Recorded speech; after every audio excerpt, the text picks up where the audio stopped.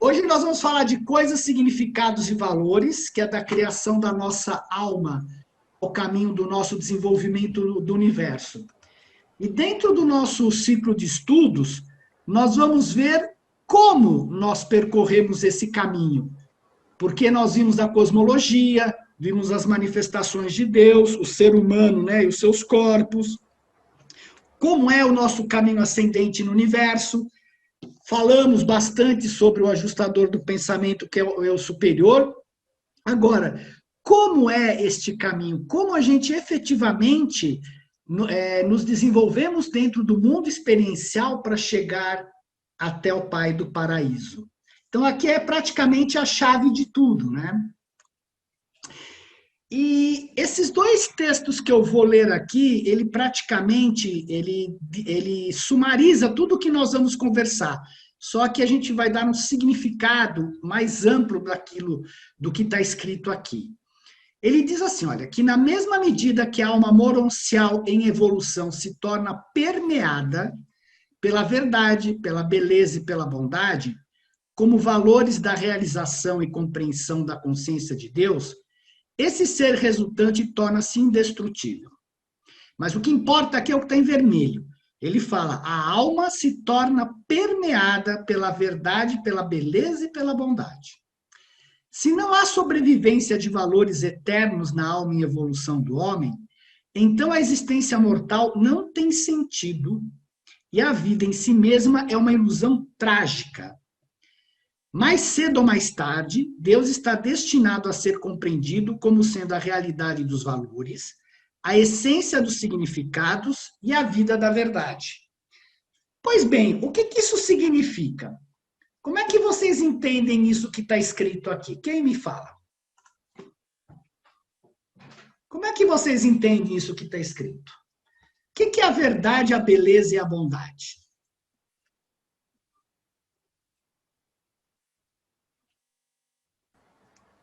Boa pergunta. Nossa, chamada oral zero para todo mundo. Fala, Adriano. Às vezes a gente fica esperando alguma resposta mirabolosa, mas eu acho assim que está meio que óbvio, né? A verdade, ela, pelo livro, ela pode ser entendida, eu acho que de uma maneira um pouco mais abrangente também, mas ela não deixa de ser o que não é a mentira, né? A verdade é o caminho que Deus construiu, né? É o caminho, é a realidade. No caso do livro de Urântia, eu vejo muito assim como sendo o ponto de vista celestial. No caso, o que faz com que a gente consiga juntar o quebra-cabeça hoje em dia, por exemplo, olhando para o nosso passado, a gente consegue, através do livro de Urântia, juntar algumas coisas que, através da nossa ciência, ficam ainda separadas. Então, a verdade, ela vem nos dando um direcionamento. E é o contrário da mentira.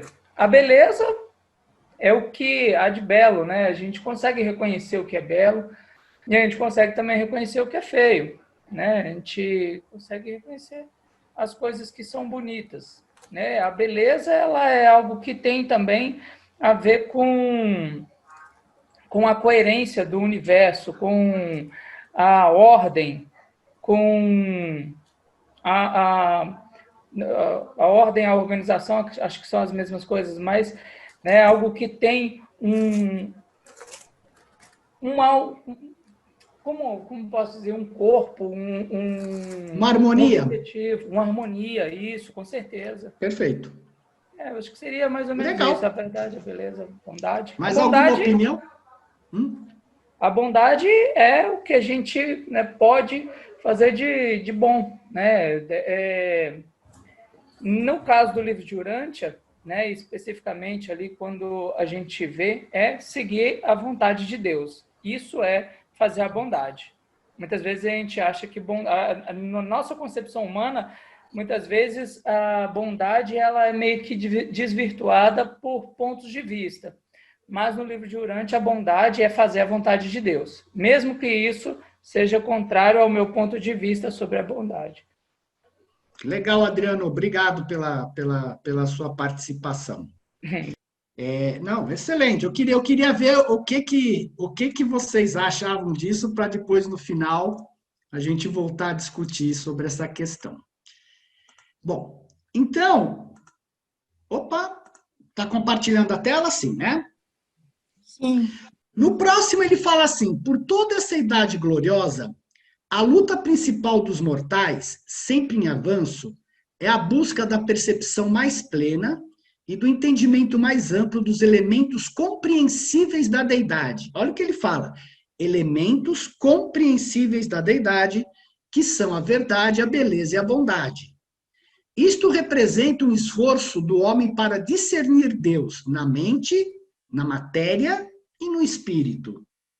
E na medida que o ser mortal prossegue nessa busca, ele vê a si próprio crescentemente absorvido pelo estudo experiencial da filosofia, da cosmologia e da divindade. Para começar a detalhar um pouco melhor isso, para que a gente entenda de uma forma mais ampla, eu vou voltar a um slide que nós vimos, no estudo 2, onde ele diz assim, que eu comentei com vocês, eu comparei o eu sou a um grande oceano, né? E que no mundo existencial, no mundo de Avona, quando surge o espírito, esses seres são personalizados de forma perfeita. Então, o que significa? Eles estão perfeitos, eles não sabem o que é não fazer a vontade do Pai, eles cumprem constantemente a vontade do Pai. É como se eles tivessem um corpo, que são esses círculos aqui, e dentro permeados pelo próprio Pai. Né? Eles têm essa característica de apenas fazer a vontade do Pai, mas eles não deixam de ser personalidades. Isto é, eles estão totalmente separados do eu sou, que seria o grande oceano. Quando a gente vem para o experiencial, a situação é diferente, pois nós não estamos permeados pelo oceano. Nós somos uma rede eletroquímica, né? Onde nós, através de fazermos a vontade do Pai, nós vamos nos permeando, que nem o verdinho que vocês veem aqui, desse corpo de um ser de Avona. Nós vamos nos permeando com esta perfeição que é o Pai. Só que, no mundo existencial, o Pai está manifestado nesses seres. No experiencial, o Pai não está manifestado. E a experiência é justamente o que ele diz que são os significados e valores do paraíso. E esses significados e valores do paraíso, que são o nosso caminho de ouro, significa fazer a vontade do Pai por uma decisão da vontade pessoal. Quer dizer, ao contrário de Avona, que faz a vontade do Pai por serem perfeitos, aqui nós decidimos fazer a vontade do Pai de uma forma pessoal. Uma decisão pessoal. Agora, a pergunta é, o que é fazer a vontade do Pai? Essa pergunta vale $1 milhão, porque ninguém sabe responder o que é fazer a vontade do Pai. E fazer a vontade do Pai está exatamente para que a gente tenha um referencial ligado à verdade, à beleza e à bondade, que são os significados e valores do paraíso. E quando você faz a vontade do Pai através da verdade, da beleza e da bondade, você, cumprindo os valores, né, os significados e valores do paraíso, você vai se permeando, você vai, por assim dizer, entrando nesta perfeição de como o Pai é perfeito. Então, todo o processo evolutivo nosso na experiência, o caminho é fazer a vontade do Pai através da verdade, da beleza e da bondade. Porque quando você Boa fala... noite. Oi? Porque quando você fala assim, eu tenho que fazer a verdade, a beleza... Quando você fala assim, eu tenho que fazer a vontade do Pai, quais elementos racionais que você tem para efetivamente fazer isso? Então, nós temos esses elementos, sim, que nos foi dado pelos significados e valores do paraíso, que, num certo sentido, não são necessários para os seres de Avona, porque eles já fazem a vontade do Pai por vontade própria. Então, a isca a forma da gente chegar ao paraíso é justamente utilizar a verdade, a beleza e a bondade.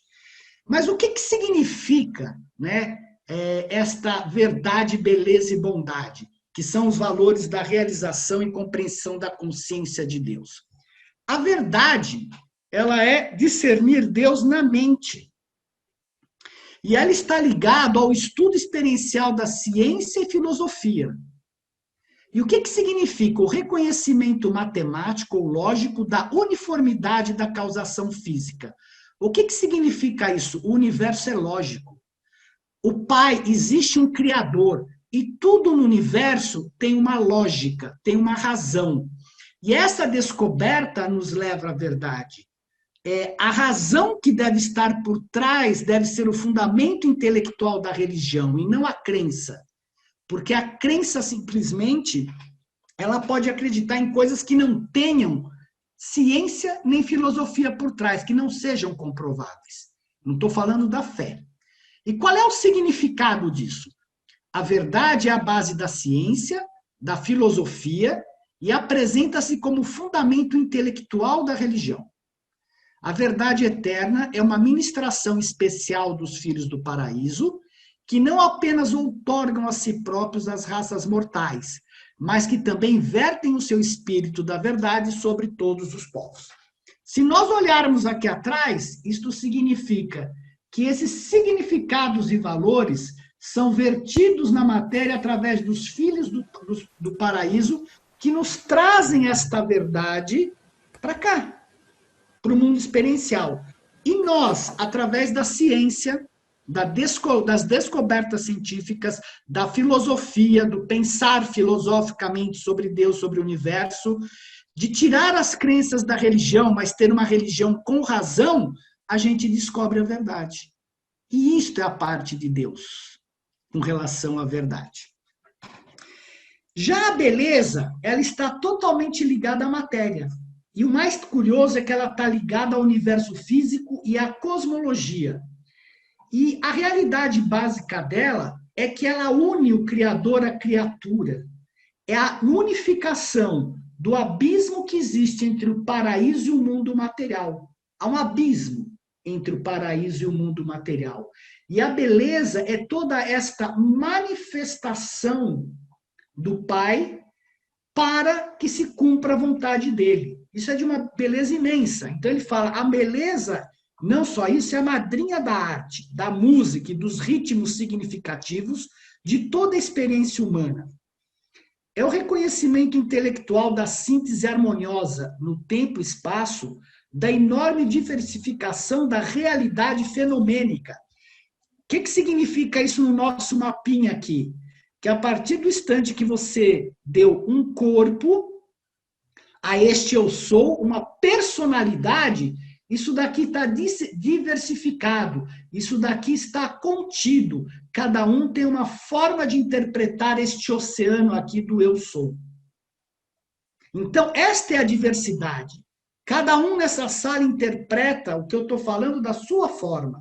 Aqui não existe uma interpretação diferenciada, porque a verdade é única para todos. Aqui a verdade é totalmente diferenciada, porque esta é a diversidade de unir aquilo que é o cósmico, aquilo que é Deus, aquilo que é o paraíso, com a realidade mais baixa do universo, que são os seres de origem animal. Não é inferiores, o livro às vezes está traduzido de forma incorreta. Nós não somos inferiores, é mais baixo, isto é o mais baixo nível vibratório, né? A beleza e a arte são, grande parte, uma questão de unificação de contrastes. A suprema beleza, o ponto culminante da arte finita, é o drama da unificação na vastidão dos extremos cósmicos, criador e criatura. O homem encontrando Deus e Deus encontrando o homem. A criatura tornando-se perfeita como o Criador o é. Essa é a conquista superna do supremamente belo, o atingir do ápice da arte cósmica. E a bondade? A bondade está a discernir Deus como espírito. É o estudo experiencial da divindade, é o entendimento fé da adoração fraterna da deidade, aliado ao serviço amoroso à humanidade. A bondade abrange o senso da ética, a moralidade e a religiosidade, a forma de perfeição experiencial. A bondade divina é mais totalmente demonstrada na ministração plena de amor das personalidades múltiplas do Espírito Infinito. A coisa mais genial quando você vê a beleza, que eu já mostrei para vocês no outro estudo, é a Capela Sistina. Está aqui. É o Deus encontrando o homem. É isto, a beleza de você ter todos esses universos, 7 trilhões de possibilidades de planetas habitados, de ter universos gigantescos. Isso é de uma beleza incrível. Não é uma verdade como matéria, mas a beleza de todo este desenvolvimento para você elevar um ser de origem animal à perfeição do Pai Criador. Isso é incrível.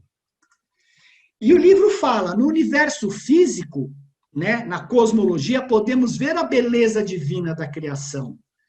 No mundo intelectual, é-nos possível discernir a verdade eterna. Mas a bondade de Deus é encontrada somente no mundo espiritual, da experiência religiosa pessoal, na sua verdadeira essência. A religião é a fé feita de confiança na bondade de Deus. A verdade, a beleza e a bondade abrangem para o homem infinito toda a revelação da realidade divina. Por isso que eu falei que é o caminho para chegar até Deus. Porque a verdade, a beleza e a bondade abrange totalmente aquilo de como Deus se manifesta na matéria. À medida que esse amor, compreensão da deidade encontra expressão espiritual nas vidas dos mortais cientes de Deus, os frutos da divindade são alcançados. Paz intelectual, progresso social, satisfação moral, alegria espiritual e sabedoria cósmica. Se a gente olhar para trás, o que significa? Que conforme esses seres eletroquímicos que somos nós, vamos nos permeando desta perfeição do Pai, a gente alcança aqueles níveis de bondade, de satisfação pessoal. Por quê? Porque são os significados do paraíso, é como se fosse um anzol que o Pai jogou para nos pescar para chegar até ele. Então, tudo na matéria está ligado à verdade, beleza e bondade. Os mortais avançados em um mundo de 7ª etapa de luz e vida aprenderam que o amor é a maior de todas as coisas do universo e sabem que Deus é amor. O amor é o desejo de fazer o bem aos outros. Ficou claro para vocês? Deu um entendimento ampliado sobre o que significa verdade, beleza e bondade? Sim, são valores e significados, né? Então, mas está tudo aqui na matéria relativo à verdade, beleza e bondade. Sim, sim. Agora, a pergunta é, nós vimos uma definição de verdade, de beleza e de bondade. Como nós aplicamos isso no dia a dia? Como é que nós desenvolvemos? Porque não adianta eu só falar isso. Não adianta eu só falar, faça-te a tua vontade. Tá bom, mas tem que ter uma razão por trás desse seja feita a sua vontade. Não é mágica. E isso a gente constrói através do dia a dia, através da verdade, da beleza e da bondade. Não é simplesmente falar, Deus, seja feita a tua vontade e ficar sentado olhando para a parede. Não. Não tem isso, não existe isso, é ação. E esta nossa ação é através desses 3 elementos. Legal? Alguma dúvida? Posso continuar? Pode. Ok. Então, vamos agora entender o que significa valores. O que são valores, afinal de contas, né? Porque a gente fala, o livro, eu fui me tocar isso muito tempo depois, a bem da verdade, há 2 anos atrás, quando eu fui, e olha, eu leio o livro desde 2008, eu nunca havia percebido o que significavam os valores. Eu via a palavra valores, valores, valores, mas eu não tinha, então, me atido ao seu significado. Você lê valores, mas como no livro está tudo muito espalhado, você acaba, às vezes, não percebendo as coisas. Só foi quando um dia eu saquei e falei, cara, olha o que são os valores. E montei uma apresentação que é aí que eu fui começar a entender o que significa isso que eu vou mostrar para vocês agora. E foi durante um ano, fazendo apresentações em vários locais, que eu fui evoluindo esse conceito de significados e valores e também fui entendendo como fazer isso na prática. Então, não foi uma coisa do dia para a noite, eu só estou comentando isso com vocês para vocês entenderem o que é estudar o livro de Urântia. Então, você percebe uma coisa, você vai pesquisar, a partir do momento que você ensina para os outros, você aprende mais, e eu fui aprofundando. E o mais interessante que ao preparar esse estudo de hoje, eu consegui dar mais passos ainda dentro disso. E entendi melhor a questão da beleza, da bondade e da verdade. Por isso que eu coloquei logo no início da apresentação. Então, o que significam valores? O que são valores, né? Os valores são o conjunto de características de uma determinada pessoa, sociedade ou organização que determinam a forma como a pessoa, sociedade ou organização se comporta e interagem com outros indivíduos e com o meio ambiente. Isso daqui é da internet, eu peguei na internet. E em resultado, é a interação entre o sujeito e o objeto. Então, posso ter por valores, não ter valores. Eu encontro qualquer pessoa na rua, dou um tapa na cara dela. Eu encontro uma pessoa na rua, vou roubar a bolsa dela. É a interação com o outro, né? Eu posso ofender, ou eu posso ser uma pessoa muito rígida em valores e olhar para a pessoa e ficar rezando, que Deus te abençoe, que tudo isso, e não vejo a realidade minha e dos outros. Então, os valores é a característica que faz com que a gente interaja com outras pessoas.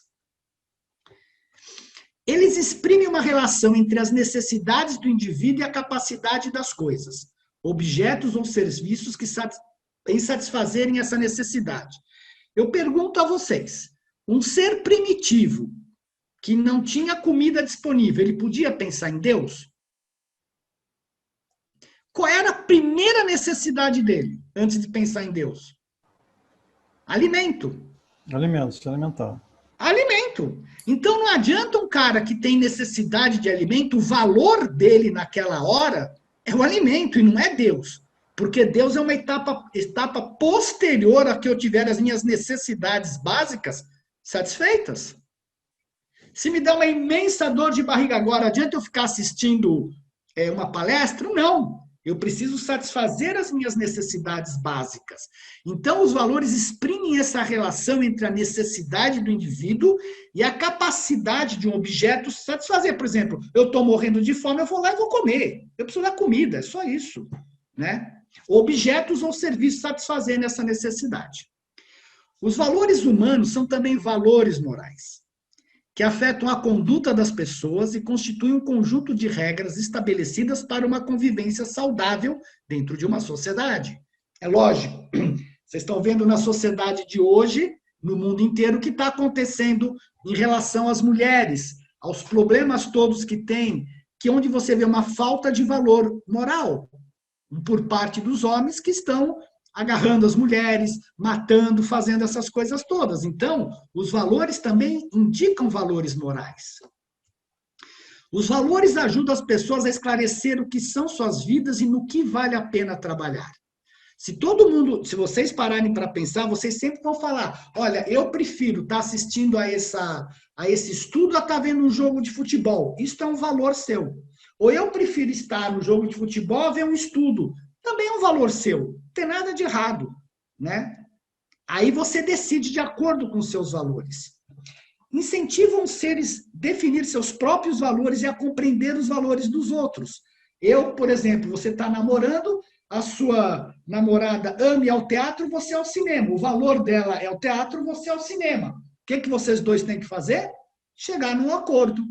Ah, vamos hoje ao teatro e amanhã ao cinema. Porque os valores de cada um, se quisermos que os nossos valores prevaleçam, não existe relacionamento. E o que são valores morais? A moral é um conjunto de regras adquiridas através da cultura, da educação, da tradição, do cotidiano, que regulam e orientam o modo de agir do comportamento humano dentro de uma sociedade. Não é algo imposto lá de fora. Ela é uma coisa cultural que, com o tempo, antigamente era normal você matar as pessoas. Antigamente era normal você matar o primeiro filho. Antigamente era normal você matar quem, por exemplo, te ofendeu. Hoje já não é, isso já não é mais normal. Isso tem uma moral por trás disso, porque evoluiu a cultura. E o termo tem origem no latim moralis, cujo significado é relativo aos costumes. E tudo que nós temos hoje é a evolução dos costumes do passado. Os princípios morais, como a honestidade, a bondade, o respeito, a virtude, determinam o sentido moral de cada indivíduo. Os valores são universais, os valores universais que regem a conduta humana, os valores universais é que regem a conduta humana e as relações saudáveis e harmoniosas. Se a gente olha um exemplo muito simples, se você olha a política no mundo, você pergunta, cadê os valores? Né? Você automaticamente pergunta isso. E para que servem os valores? Eles fornecem um alicerce oculto do conhecimento e das práticas que constantemente construímos nas nossas vidas. São o fundamento ético e espiritual que constituem a consciência humana. Fornece uma referência interna para o que é bom, benéfico, importante, útil, belo, verdadeiro e construtivo. São os valores que tornam a vida algo digno de ser vivido. Define os princípios e propósitos valiosos e objetiva fins grandiosos. Você tem gente que tem como valor, por exemplo, o segundo homem mais importante da Organização Mundial de Saúde, o médico, eu não me lembro o nome dele, ele, quando se formou, ele foi para a África. Aquilo era um valor dele, ajudar aquele povo. Ele podia ter um belo escritório, ele podia ficar milionário, não. Ele foi viver a vida na África e foi ajudar os africanos, porque aquilo era um valor interno dele. Era algo digno de ser vivido para ele. E o médico que não quer fazer isso também não tem nada de errado, porque os valores dele são outros, não tem problema algum. E aqui, aquilo que eu li no começo, ó. Se não há sobrevivência de valores eternos na alma em evolução do homem, então a existência mortal não tem sentido e a vida em si mesma é uma ilusão trágica. Então, não adianta ficar procurando o sentido da vida como as pessoas falam. O sentido da vida está dentro de você e dentro dos teus valores. Você tem que descobrir os seus valores internos. E para que servem os valores? Geram comportamento. Ajuda a resolver problemas humanos comuns para a sobrevivência por classificação comparativa de valores. Eu estou com fome ou eu vou dormir? O mais importante para mim é dormir do que comer. Eu aguento ficar sem comer. Então eu vou dormir. Isso gera um comportamento. Né? Eu vou trabalhar ou vou ver futebol? Olha, cara, eu estou cansado do meu emprego, vou ver... Tá bom, gerou um comportamento em você. Impactam nas decisões. O reconhecimento de um valor consiste em hierarquizá-lo para tê-lo em conta a tomada de decisões. Obviamente, se você está doente, a tua maior hierarquia nesse momento de valores é correr para se curar. Se você sofreu um acidente, quebrou um braço, não adianta você pensar em outra coisa. A tua hierarquia de valor agora é preciso me curar. Ponto. Nada mais importa. Exprime uma relação entre a necessidade do indivíduo respirar, comer, viver, reproduzir, relacionar e a capacidade das pessoas e coisas, objetos ou serviços em satisfazê-las. O nosso relacionamento, todos, nos grupos, tudo, eles exprimem uma relação de satisfação de uma necessidade. Eu quero aprender. Então eu vou assistir um estudo. Eu quero ensinar. Então eu vou preparar um estudo. Então sempre é uma troca, né, nos valores. E fornece respostas às perguntas sobre o porquê as pessoas fazem o que fazem e em que ordem elas optam por fazer. Os valores são elementos a se ter em consideração na escolha e na orientação que damos às decisões sobre nós próprios e aos outros. E para que servem os valores? Isso que é importante, né? Como eu falei, eles são o caminho do nosso desenvolvimento no universo. O progresso individual dos seres humanos, o que diz o livro de Urântia, é medido pelos sucessivos cumprimentos das etapas e travessias ou mestrias de cada um dos 7 círculos cósmicos ou psíquicos, como a gente já viu.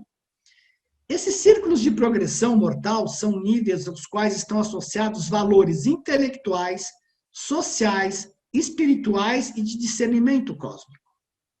Começando pelo sétimo círculo, os mortais esforçam-se para alcançar o primeiro, e todos aqueles que houverem alcançado o terceiro passam imediatamente a ter anjos guardiães, pessoais do destino, designados para si. Esses mortais podem ser repersonalizados na vida moral, independentemente do juízo dispensacional ou de outros juízes. Então, o que ele fala aqui? Associados a valores intelectuais, sociais, espirituais e discernimento cósmico. Na autoconsciência humana, 4 compreensões da realidade do universo se fazem latentes. A busca do conhecimento, a lógica da ciência, valores intelectuais. A busca dos valores morais, o senso de dever, valores sociais. A busca dos valores espirituais, a experiência religiosa, obviamente os valores espirituais. E a busca dos valores da personalidade, a capacidade de reconhecer a realidade de Deus como uma personalidade e a compreensão simultânea da nossa relação fraternal com as personalidades dos seres emanados. Reconhecimento de Deus. Ficou claro isso daqui? O que ele está querendo dizer com isso daqui, antes de eu continuar? Ele está querendo dizer que uma das nossas capacidades é exatamente essa daqui, que uma personalidade, ela consegue reconhecer Deus. Porque eu me separei do eu sou, né? A Trindade, quando ela se tornou Trindade, ela teoricamente se separou do eu sou. Então, cada uma personalidade, e se personalizou, este pai é personalizado, o filho é personalizado e o espírito é personalizado. Então, a nossa personalidade tem a capacidade de reconhecer outras personalidades. Esses são os valores da personalidade. E tem a capacidade de reconhecer Deus como personalidade. Porque se não tivesse, não faria lógica. A gente estaria evoluindo sem ter uma meta, sem reconhecer que existe um Deus pessoal, também personalizado, e que nós temos que nos espelhar nele para sermos perfeitos como ele é perfeito.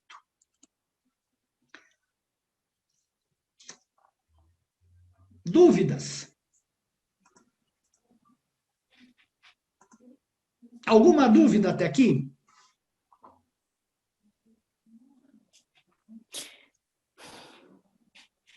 Não? Tudo bem? Eu queria perguntar uma coisa. Fala, Marcos Paulo. O que é reconhecer Deus? É você realizar dentro de você Deus. É você reconhecer que Deus também é uma personalidade. Você imagina que você não reconhece o eu sou. Você está dentro do eu sou. Como o peixe não reconhece que está dentro do mar. Mas você, quando Deus se personaliza, você tem a capacidade de reconhecer e amar uma personalidade que é o Pai. Como você tem capacidade de reconhecer e amar uma personalidade que é o teu próximo. Reconhecer. Lembra que nós somos uma folha em branco.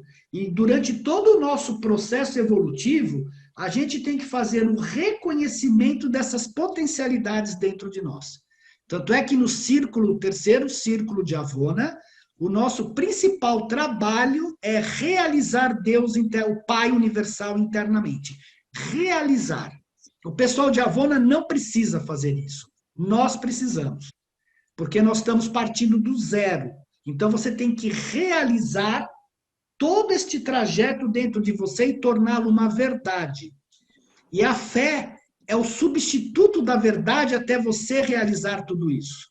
Você acredita que você pode fazer. Você tem fé que você vai chegar lá, mas ela não é uma verdade ainda. Né? É uma fé, que é super importante.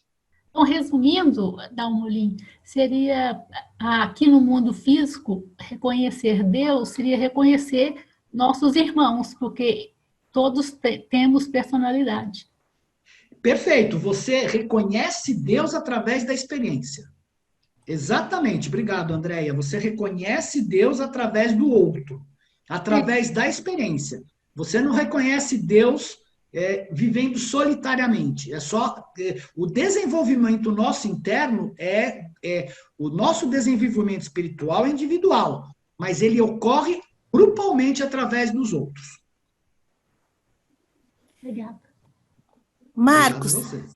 Oi, Magda. tudo bom? Marcos, e aquelas pessoas que dizem que não existe Deus, que são os ateus? Não, a gente morre e fica, ponto, acabou. Porque eu tenho uma pessoa na minha família, que é assim, é muito difícil conversar com ele.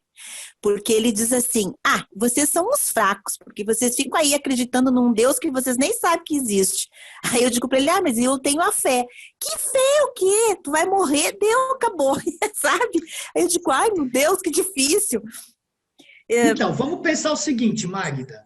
O livro fala que muitas pessoas não têm consciência da fé que têm internamente. E independente delas terem fé ou não, a alma é construída com base nas decisões morais dela. Então, ela pode estar, por um momento, cega à fé, essa pessoa. Mas não significa que internamente dela, por trás desta couraça, ela não tenha fé. Ela pode falar, mas no fundo, eu tenho uma pessoa na família que não tinha fé até a filha ficar doente e quase morrer. De repente, ela começou a rezar.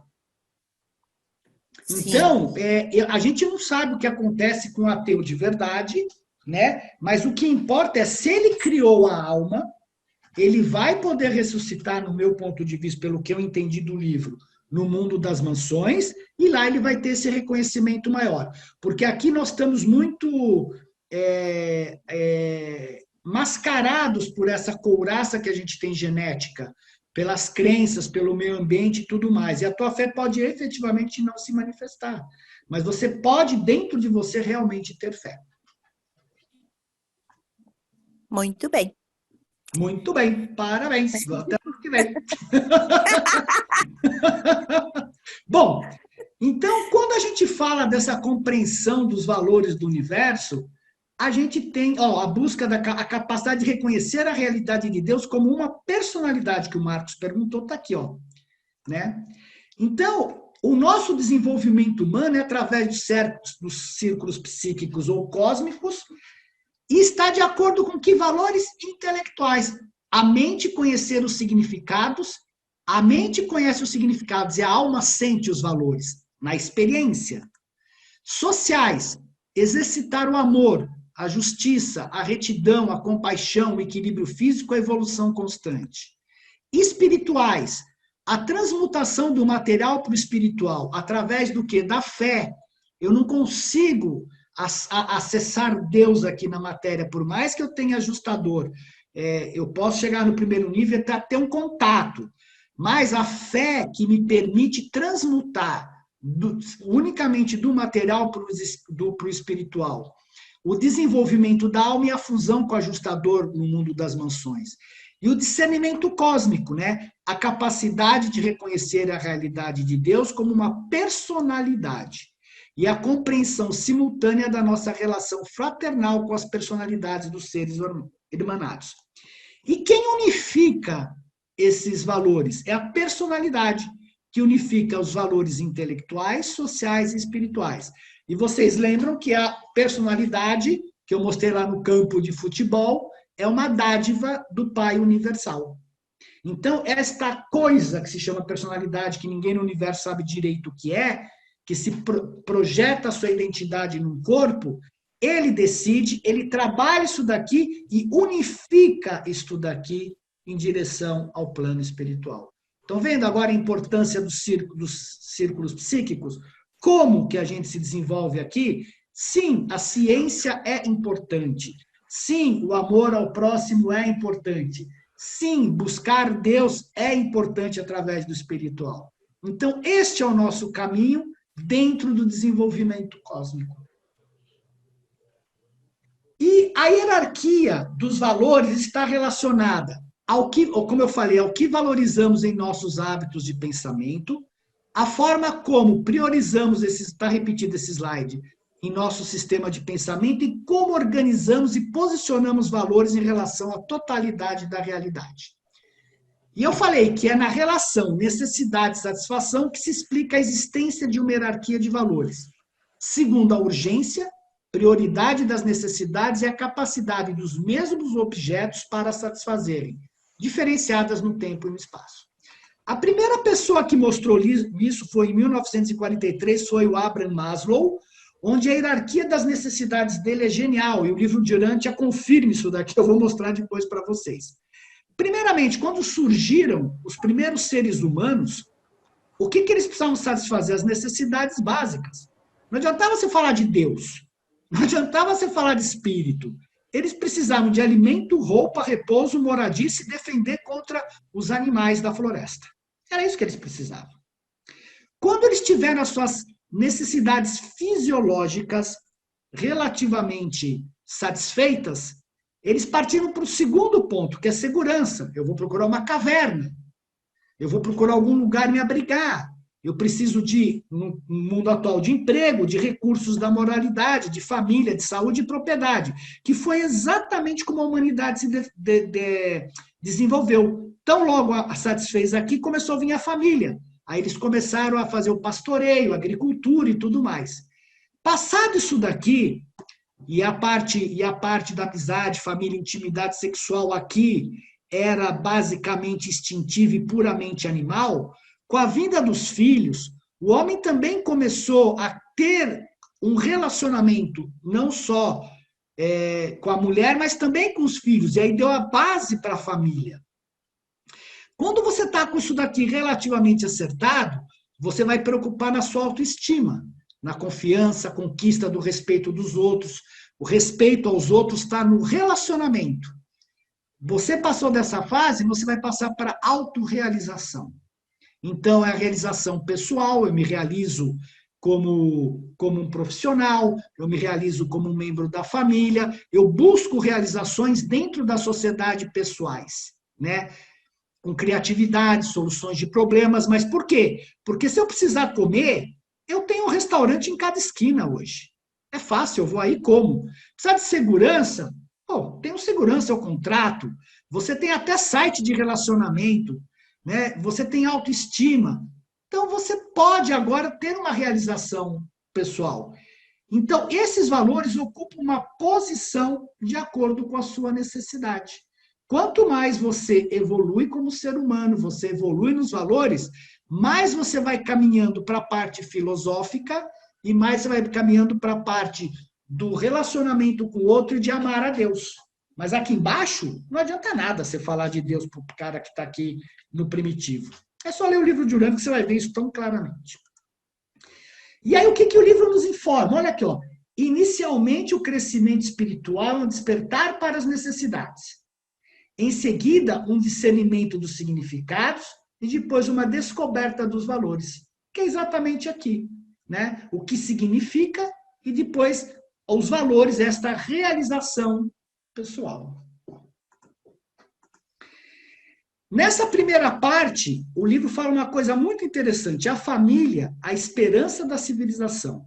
O matrimônio é a mãe de todas as instituições humanas, pois conduz diretamente à fundação e à manutenção do lar, que é a base estrutural da sociedade.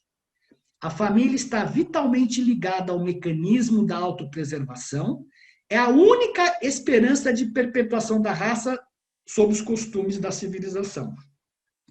Então, na parte material, social, a família é fundamental.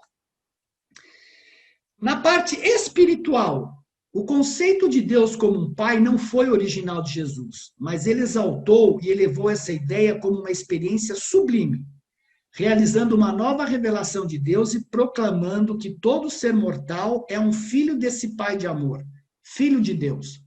Quando tudo estiver dito e feito, a ideia de um pai será ainda o conceito humano mais elevado de Deus. Então, está aqui. A família é o conceito mais importante da parte básica. Do lado espiritual, é Deus como um pai. E do lado da personalidade, é fazer a vontade do pai. O Jesus humano via Deus como santo, justo e grande, assim como verdadeiro, belo e bom. Da onde são esses valores? Do paraíso, que nós temos que nos desenvolver. Por isso que ele viu o pai assim. Todos esses atributos da divindade, eles focalizavam na sua mente como a vontade do Pai nos céus. Então, o que é fazer a vontade do Pai nos céus? É trabalhar a ciência, a filosofia, é trabalhar o belo, a harmonia, é trabalhar o bom, a bondade, que é a escolha entre o bem e o mal. Por isso que ele focalizava isso daqui como fazer a vontade do Pai nos céus. Porque é este o nosso gancho para subir até o paraíso. Agora vem um ponto importante aqui. Como é que nós... alguma dúvida até aqui? Eu posso continuar? Pode continuar. Ok. A pergunta mais interessante agora, tá legal. Muito bonita essa questão de crenças e valores. Mas como é que nós adquirimos crenças e valores? Primeiro, os valores se formam durante 3 períodos significativos. Isso daqui foi o Morris, o Bruce Lipton, na Biologia da Crença, ele explica, e o Morris Massey também explica. Primeiro, o período da impressão, do nascimento ao 7. Somos como esponjas, absorvendo tudo ao nosso redor e aceitando muito disso como verdade, especialmente quando vem dos nossos pais. Pessoal, eu estou tendo a comprovação disso não com as minhas filhas, mas com as minhas netas. É impressionante, eu estou observando por saber disso. Do nascimento até 2 anos, as crianças trabalham de 0,5 a 4 Hz, que são ondas deltas, que são ondas praticamente de meditação, hipnóticas. É um estado programável da mente. E de 2 a 6 anos, de 4 a 8 Hz, que são ondas teta, que são estados programáveis da mente. Então, a natureza, ela faz com que a criança trabalhe nesse nível de ondas para que rapidamente ela possa absorver tudo ao seu redor, só que este rapidamente significa que eu tanto vou absorver crenças quanto valores. Aí existe um período de modelagem, que é dos 8 aos 13 anos, onde a criança copia, né? Copiamos pessoas, muitas vezes os nossos pais. Eu vejo minha neta copiando a mãe dela, querendo passar batom, querendo andar de salto alto, mas também outras pessoas. Ao invés da aceitação cega, estamos tentando e testando as coisas como um conjunto de roupas para valer como nos sentimos. E aqui você já trabalha entre 8 e 12 Hz, ondas alfas, que significa a consciência do eu. Veja, a consciência do eu, ela vem logo após a chegada do ajustador, que se dá entre 5 e 6 anos de idade. Olha que bárbaro. Isso daqui é ciência, não é o livro de Urântia. Se você unir com o livro de Urântia, dos 6 ao 12, você começa a formar a consciência do eu. Você já está numa onda alfa. Quando você quer meditar, que você fica quieto, você quer chegar nesta onda aqui, de 0,5 você quer ondas hertzianas baixas, que são estados muito calmos e tranquilos da mente. E no período de socialização ocorre dos 13 aos 21 anos. Somos muito influenciados por nossos colegas. Tem dúvida sobre o que acontece no Facebook? Por que o Facebook, a base dele é o teu amigo comprou isso, então você é influenciado a comprar. E aqui é a idade da rebeldia, né? Acima de 12, nós trabalhamos de 12 até 35 Hz, onde a consciência ativa e concentrada, que é onde realmente, você imagina você ensinar matemática para uma criança que está juntando a consciência do eu. Curioso isso. Você consegue ter uma consciência ativa e concentrada aqui, logo após os 12 anos. À medida que nos desenvolvemos como indivíduos, procuramos maneiras de nos afastar da programação anterior. Naturalmente, nos voltamos para pessoas que se pareçam mais como nós. E acima dos 21 anos, a gente pode chegar até 35 Hz, que são as ondas gamas, que significa alto desempenho. Quem trabalha em empresa sabe que muitas empresas estão em busca de equipes de alto desempenho. Só que essa equipe de alto desempenho acontece muito pouco, porque você vai estar em 35 Hz quando você está pousando um avião, um piloto pousando um avião. Quando um jogador de tênis está fazendo um inner. Então você não consegue ficar em 35 Hz de alto desempenho o tempo inteiro. O que isso quer dizer? Que neste período nós herdamos crenças e valores. Nós simplesmente absorvemos tudo da sociedade. Neste período nós confrontamos crenças versus valores. E é aqui que nós conseguimos nos identificar com o nosso eu, com quem nós somos de verdade, separando o joio do trigo. O que o Bruce Lipton fala? As crianças pequenas observam o ambiente e absorvem a sabedoria do mundo, fornecida por seus pais, diretamente em seu sistema de memória subconsciente, que é exatamente essas ondas mais baixas. Como resultado, passam a ter os mesmos comportamentos e crença deles, do pai. O que fala o livro de Urântia? Todos os fenômenos da criação refletem atividades espírito-criadoras anteriores. Disse Jesus, e é literalmente verdade, o filho faz apenas aquelas coisas que vê o pai fazer. Olha que curioso. Porque você foi programado nesse período aqui a fazer as coisas que seu pai... Tem aquela música da Elis Regina, Como os Nossos Pais. Se você se olhar, você está repetindo muito dos seus pais. E é aí que você tem que repensar essas crenças e esse comportamento dos seus pais. Esse estudo do Moran Cerf, da sincronia dos impulsos cerebrais entre seres humanos, é extremamente importante para nós nessa fase aqui de confrontar crenças versus valores. Por quê? Ele diz o seguinte, ele é professor de neurociência e negócio da Universidade de Northwest nos Estados Unidos. Duas pessoas que assistem aos mesmos filmes, leem os mesmos livros e compartilham as mesmas experiências e que, além disso, conversam entre si, começam, após 2 semanas, mostrar padrões comuns em linguagem, emoções e até pontos de vista. Por isso, segundo o pesquisador, a melhor decisão que se pode tomar na vida é escolher corretamente as pessoas que nos rodeiam. As pessoas mais próximas a você têm um impacto na maneira como você se relaciona com a realidade maior do que se pode perceber ou explicar. E uma das consequências disso é se tornar parecido com essa pessoa, diz o neurocientista. Se você escolhe um companheiro ruim e passa 10 anos com ele, essa decisão vai ter um impacto significativo na sua personalidade e na sua dívida. Na sua vida. Olha que interessante o que ele fala. Agora, vamos ver, sem antes de ter neurociência, o que o Mahatma Gandhi fala. Mantenha seus pensamentos positivos, porque seus pensamentos tornam-se suas palavras. Mantenha suas palavras positivas, porque suas palavras tornam-se suas atitudes. Mantenha suas atitudes positivas, porque suas atitudes tornam-se seus hábitos. Mantenha seus hábitos positivos, porque seus hábitos tornam-se seus valores. Mantenha seus valores positivos, porque os seus valores tornam-se o seu destino. Por que os valores tornam-se o seu destino? Porque é através dos valores que acontece a criação da sua alma. Olha a sabedoria que o Mahatma Gandhi pôs naquela frase. A sua alma depende dos seus valores, das suas decisões, para que o ajustador efetivamente construa a sua alma. Aí você viu um neurocientista falando a mesma coisa.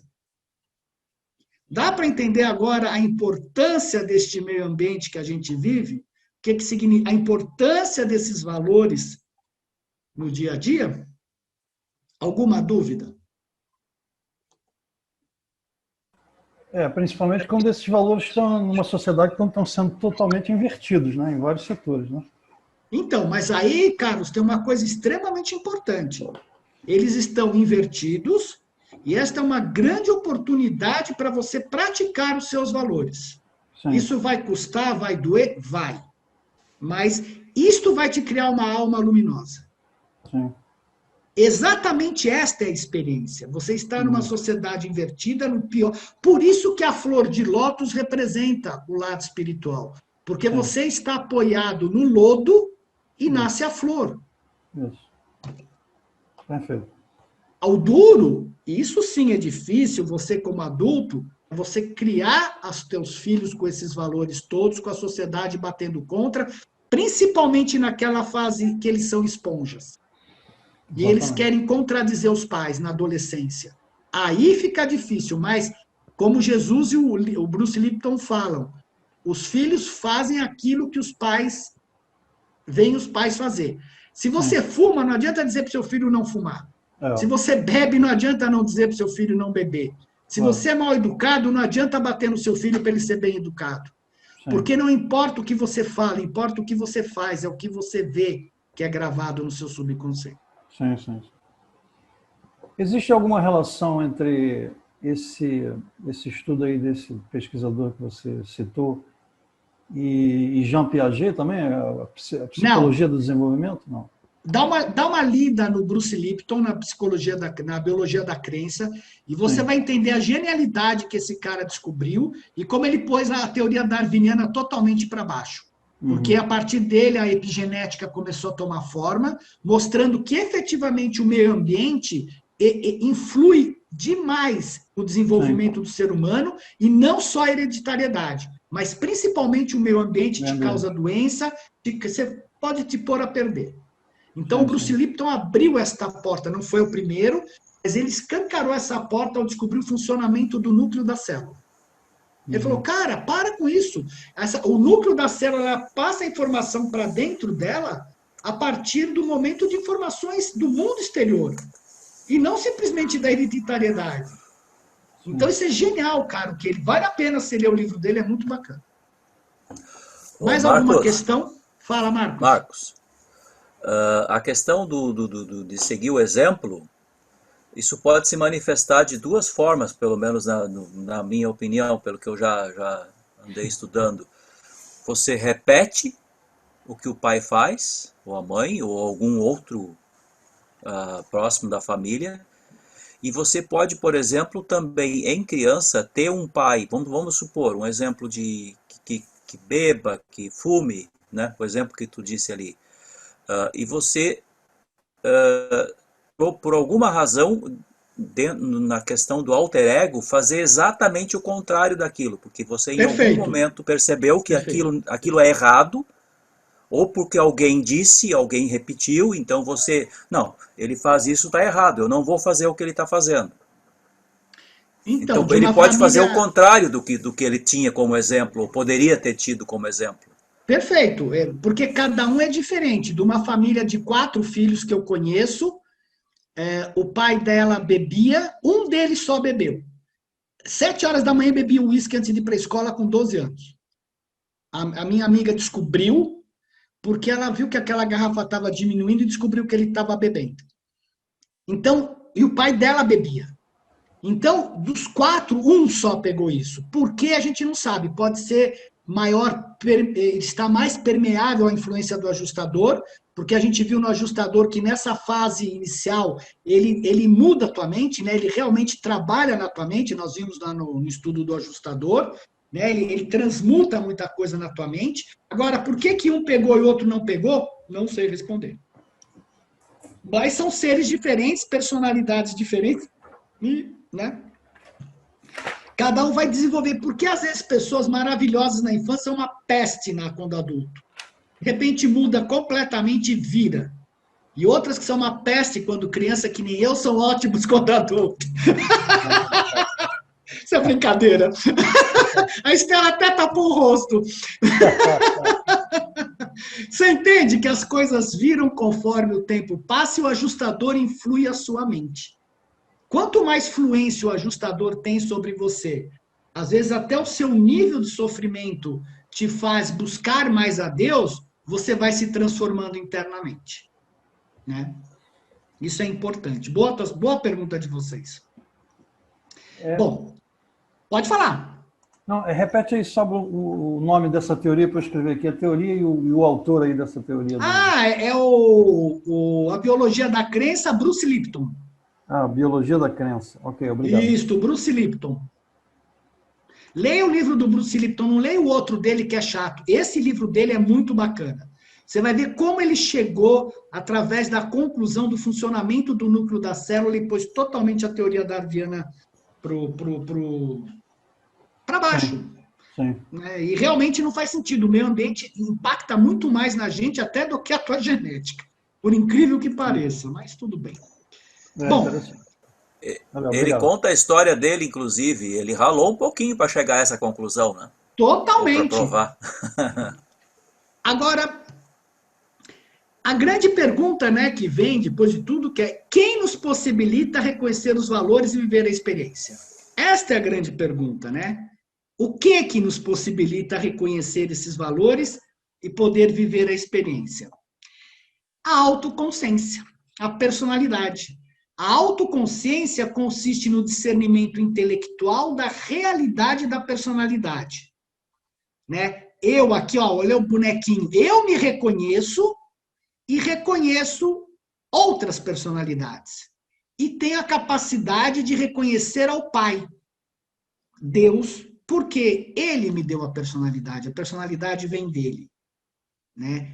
Dentro daquele eu sou, daquele mar, existe um corpo que tem as suas características e qualidades únicas. E essa é a beleza do universo. Esta diversidade de seres pensando de forma e com capacidades completamente diferentes. Então, a autoconsciência, né, é a capacidade para reconhecer a realidade de outras personalidades. Significa também, eu sou consciente que eu sou consciente. Para pensar. Para pensar você por você mesmo. Eu sou consciente de que eu sou consciente. Isso é uma coisa incrível. Nenhum animal tem essa consciência. A capacidade individualizada para experiência dentro das realidades cósmicas e com elas no relacionamento com as personalidades do universo. Veja, se nós somos uma folha em branco, não tivesse uma personalidade, a gente não teria capacidade para experiência dentro das realidades cósmicas. O reconhecimento da realidade da administração da mente, que a mente realmente, a mente realmente é ótimo. A gente recebe a administração na mente através do nosso ajustador e a compreensão da independência relativa do livre-arbítrio criativo e determinativo. Então, na personalidade, o que acontece? A outorga da dádiva divina da personalidade confere a dignidade de cidadania cósmica e capacita a criatura mortal a tornar-se sensível ao reconhecimento das três realidades básicas do cosmos. É óbvio, a sensibilidade. Nós temos um corpo que tem 12 sentidos, como a gente viu, e a gente se relaciona com o mundo. Mas esta personalidade, ela nos permite o reconhecimento matemático ou lógico da uniformidade da causação física, isto é, a razão. O reconhecimento pela razão da obrigação de ter uma conduta moral. O entendimento, fé da adoração fraterna da deidade, aliado ao serviço amoroso da humanidade, que eu falei lá atrás. A plena função de um dom de personalidade como esse é o início da compreensão do parentesco com a deidade. Veja, a hora que a personalidade começa a perceber isso daqui, ela entra no 7º círculo psíquico e aí ela começa a ter questões da deidade. Digamos que tem uma pessoa, como a Magda perguntou, que é ateu, que não sei o quê, talvez ela não seja sensível a isso daqui tudo. E se ela não tem essa sensibilidade, não sei o que acontece com ela. Mas, teoricamente, a personalidade dela vem com esta capacidade. Em termos de livre-arbítrio, o que acontece? O livre-arbítrio relativo, que caracteriza a autoconsciência da personalidade humana, está envolvido na decisão moral, a sabedoria mais elevada. Na escolha espiritual, o discernimento da verdade. No amor altruísta, o serviço fraterno. Na cooperação voluntária, a lealdade grupal. No discernimento cósmico, a apreensão dos significados no universo. Por que ele fala a apreensão, de aprender? Porque é exatamente o que a gente experiencia aqui. Na dedicação da personalidade, a devoção de fazer a vontade do Pai com todo o coração. Na adoração, a busca sincera dos valores divinos e o amor irrestrito ao divino doador dos valores. Se você tem uma pessoa que é iníqua, ela não vai ter esse amor altruísta. Ela não vai ter uma cooperação voluntária. E ela pouco está se lixando para os significados do universo, porque ela está se importando com ela, com o conforto dela, com a vida dela e ela. É só isso. E ela muito menos quer saber de fazer a vontade do Pai. Ela vai formar uma alma? Dificilmente, porque ela não deve tomar atitudes de decisão moral. Ela não deve fazer alguma coisa voluntária grupalmente que não seja para ela. Então, dificilmente, talvez ela forme uma alma, né? Então, acho que daqui explica direitinho o que nós vimos aqui, ó, nesse quadro aqui, ó, entre a realidade da personalidade e o livre-arbítrio relativo, o que ele significa. E é através deste livre-arbítrio aqui é que nós nos desenvolvemos no universo. E que está relativo aos valores do paraíso. E de onde provém os valores, né? O livro fala que a vida eterna é a busca perpétua dos valores infinitos.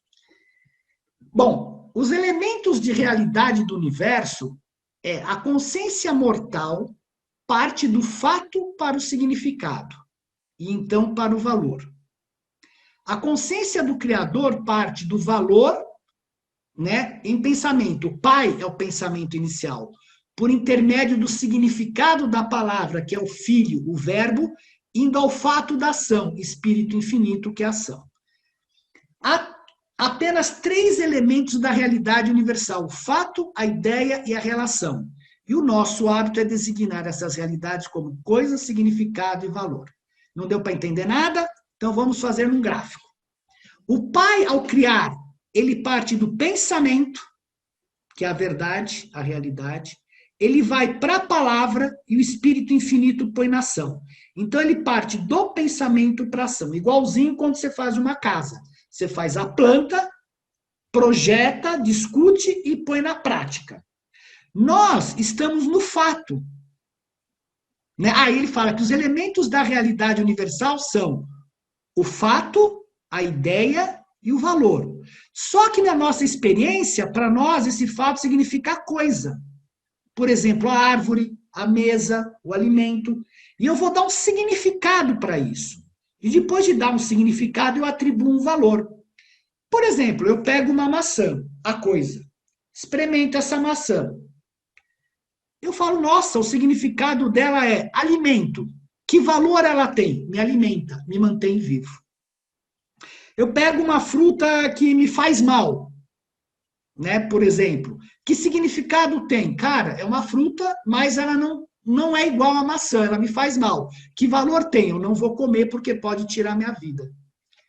A consciência religiosa identifica como verdade, filosofia e ciência. E a consciência filosófica identifica como fé, realidade espiritual, sabedoria, realidade intelectual, razão, realidade física. O problema é que nós estamos tentando descobrir e desvendar o pensamento do Pai de baixo para cima. Então a gente vai estudando o nosso universo, a gente vai estudando tudo, mas a gente não sabe qual é o valor em pensamento, qual o valor do Pai, qual o pensamento original do Pai. Então você descobre as coisas aqui no planeta e fala, nossa, olha, nós estamos sozinhos no universo, porque eu não vejo ninguém ao meu redor. É um fato, é verdade. A ciência, num certo sentido, está certa. Não vê ninguém ao seu redor. E o que ela fala? Pô, não tem ninguém no universo, estamos sozinhos no universo. Né?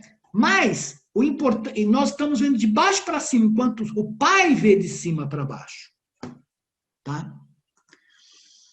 E como esses elementos se manifestam na realidade? A ciência é a tentativa do homem estudar o seu meio ambiente, o mundo da energia, matéria, a coisa.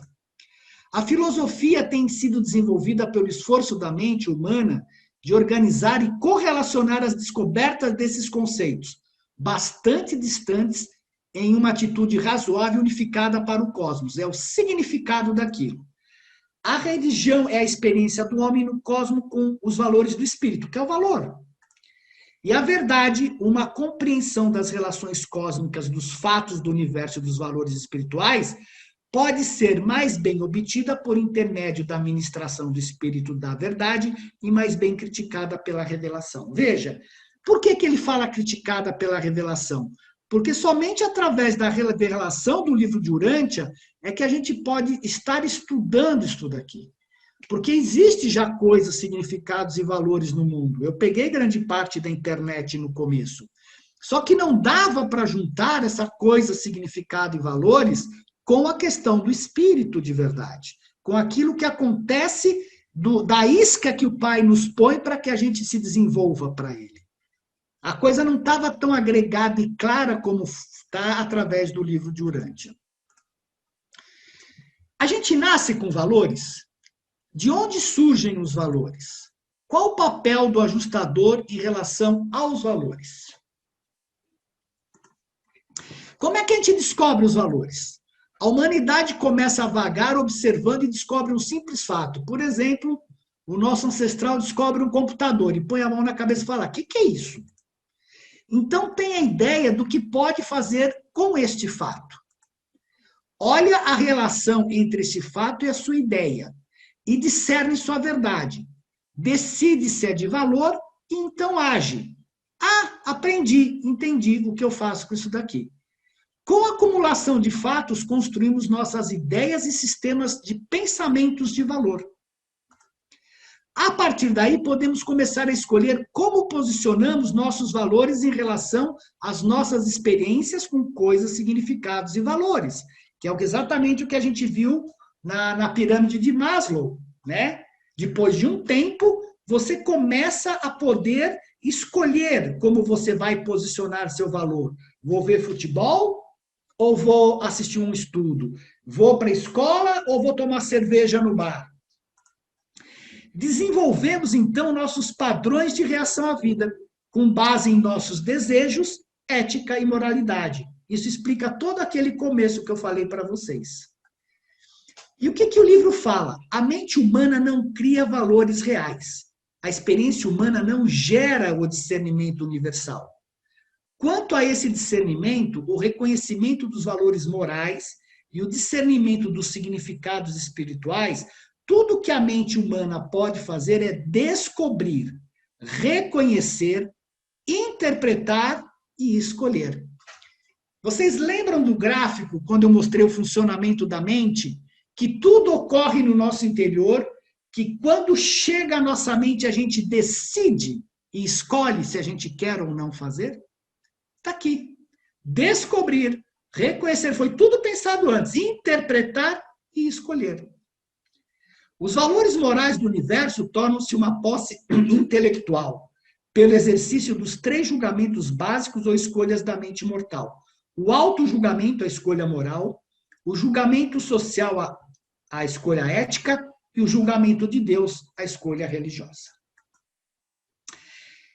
Esta descoberta dos valores e sua associação com as convenções estabelecidas coletivamente por cada cultura ou por cada sociedade, a partir da consciência individual, é o que distingue o bem do mal, ou a violência dos atos de paz e harmonia, e levam à humanização e espiritualização do ser.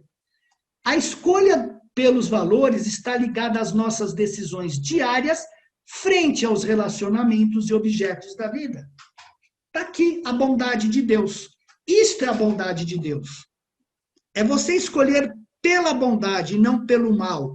É não dar vida ao mal, mas reforçar a bondade dentro de você. Essa é a escolha dos valores. Essa é a bondade do Pai.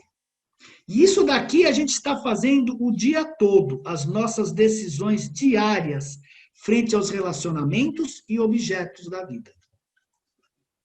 Frente aos seus filhos, a sua esposa, o seu marido, frente ao cara que te atende na padaria, no restaurante, em todos os lugares você está tomando decisões, se você vai para o bem ou vai para o mal.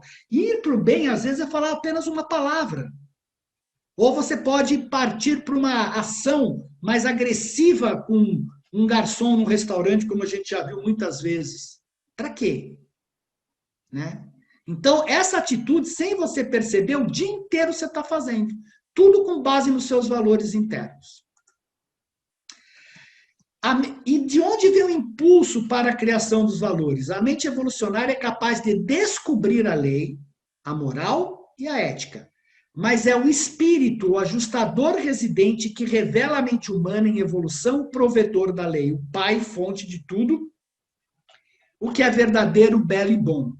E um homem assim iluminado tem uma religião e está espiritualmente aqui para começar a longa e aventurosa busca de Deus.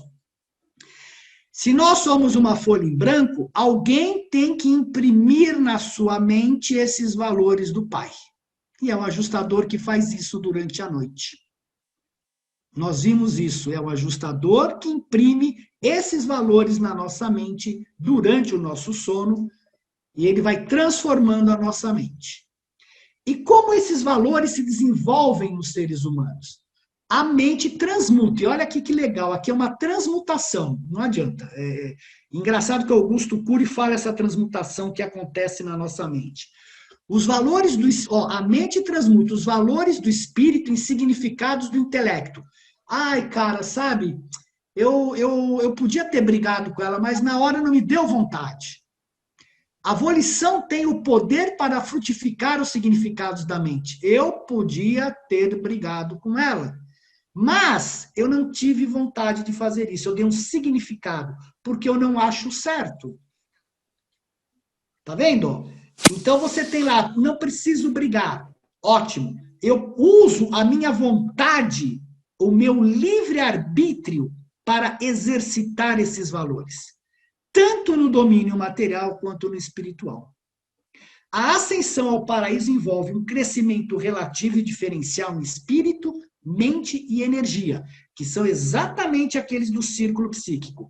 A personalidade é a unificadora desses componentes da individualidade experiencial. E a maior felicidade está indissoluvelmente ligada ao progresso espiritual, porque também isso está programado em nós. Então, como a experiência nos leva a desenvolver valores? Aquele gráfico que eu mostrei para vocês.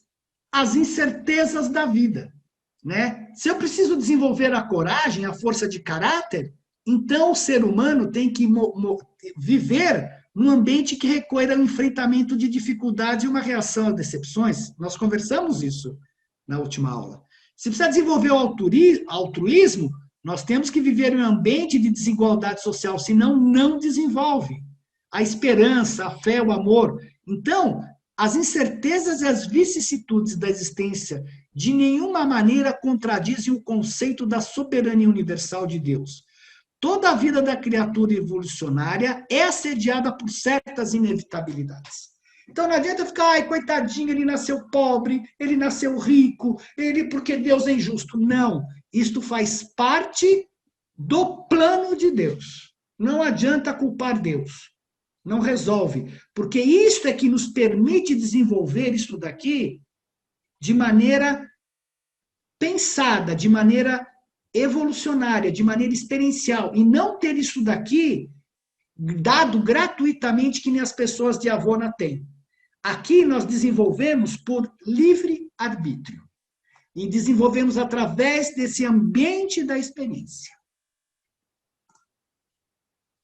Vocês veem a situação do mundo, a grande possibilidade que nós todos temos de desenvolvermos tudo isso daqui.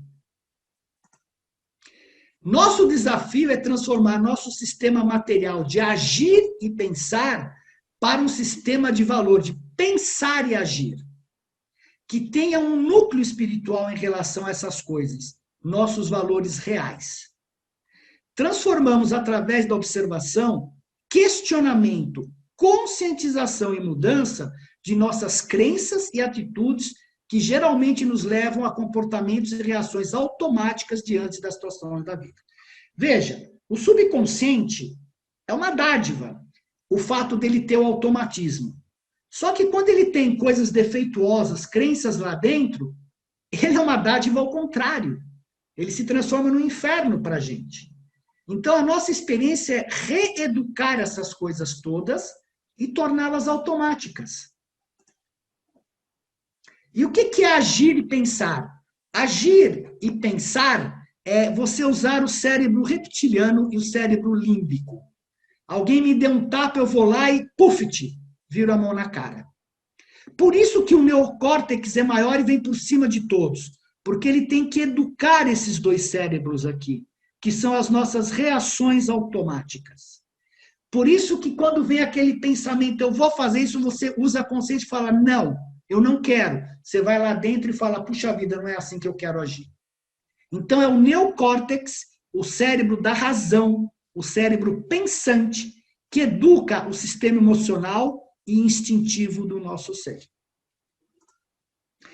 Agir e pensar. Os programas do subconsciente controlam 95% do nosso comportamento. Pensar e agir, o ato da volição e educação de si. A gente já sai com uma desvantagem de 95%. Mas, por outro lado, a gente tem um time enorme nos ajudando, como a gente viu lá no campo de futebol.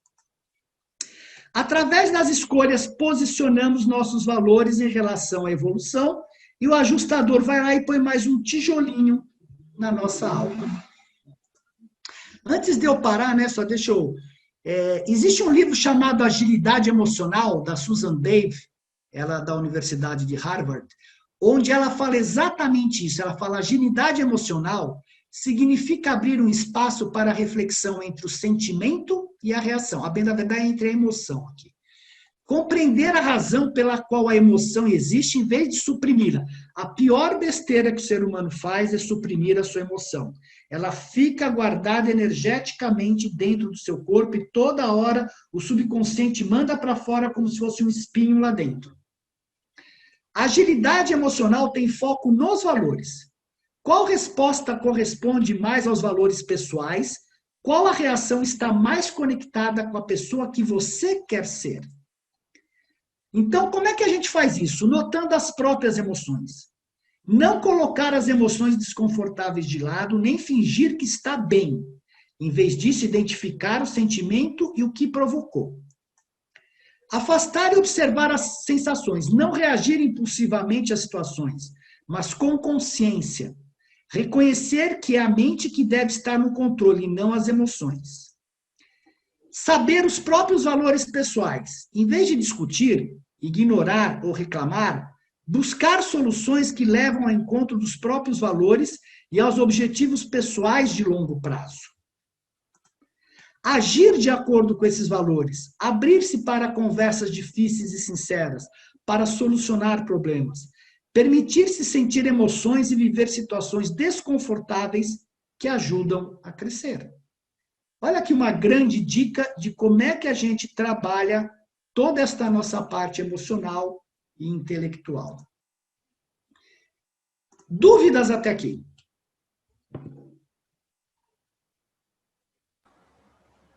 É um assunto complexo, mas depois eu vou querer o slide, que é para poder reler. Cara, assim tão simples, tão mastigado, já está mastigado, só falta te dar na boquinha, falar, Carlos, está aqui. Tá bom, então eu quero na boquinha. Está aqui todinho mastigado para o senhor. Eu vou passar para vocês, lógico. Não, tem que ter tempo para ler isso com calma. Essa hora da noite, então, dá um sono danado. Então, mas é porque, mas põe a sua vontade para funcionar. Dúvidas? Não? Aí a próxima pergunta é como é que a gente descobre nossos valores? Lembra? Porque a questão é, se tudo é uma descoberta, como é que a gente descobre os nossos valores? A única forma que eu percebi de descobrir os valores é o seguinte, eu não vejo outra forma. Já que ele é impresso em você, é você que tem que descobrir, não é o outro que tem que te falar. Você escreve no papel que são os seus valores. Você vai escrever 10, 12 valores, 15 valores, 20 valores. Só que com o passar dos dias, parece, eu vou te dizer por experiência própria, parece que eles vão pipocando na sua mente. Nossa, meu valor é esse, isso para mim realmente é um valor. E aí você acaba descobrindo uns 4, 5 valores seus que são verdadeiros. Não são os 20, mas vão ser 4, 5 que realmente conduzem a tua vida, que você não abre mão. E tem que ter cuidado para não ser uma crença. Tem que ser um verdadeiro valor. E quem é que sente esse valor? É a alma. Façam a experiência. Vamos ver como é que vocês se sentem de você realmente tentar entender esses valores, perceber esses valores dentro de vocês no dia a dia. E você pode até perguntar para as pessoas também, olha, o que você acha? Você acha que... não vai dizer para você, olha, o meu valor é respeito ao próximo, o outro vai dizer, o meu valor é liberdade, tá bom, é o seu valor, mas ele é seu. E é isso que você preserva. E isso que importa.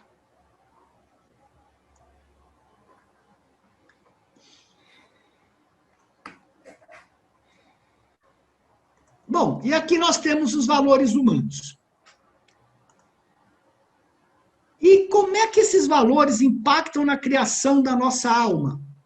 Aqui é que é importante, né?